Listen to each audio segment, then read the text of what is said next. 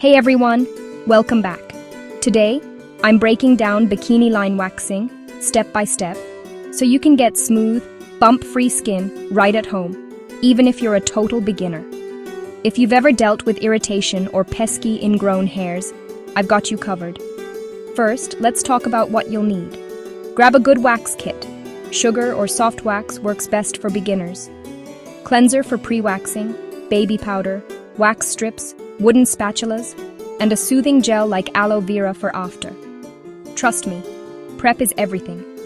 Before you wax, check your hair. It should be about a 1/4 inch long, like a grain of rice. Too short, and the wax won't grip. Too long and ouch, much more painful. Wash the area gently, then pat it completely dry. Dust on a little baby powder. It helps the wax stick to hair, not skin.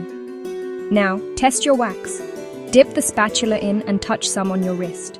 It should feel warm, not hot. If it stings your wrist, let it cool before moving on. Here comes the real technique.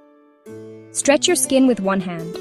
Apply a thin layer of wax in the direction your hair grows, usually down or out. Press your strip on, rub it a couple times to help it stick. Ready to remove? Hold your skin taut. Then pull the strip off quickly and firmly in the opposite direction of hair growth, but always parallel to your skin, not up. Press your hand down right away to calm the sting.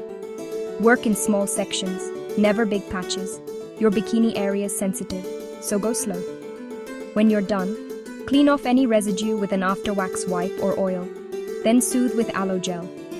Remember, no tight clothes, swimming, hot showers, or workouts for 24 to 48 hours. And after 2 days, exfoliate gently to prevent ingrowns.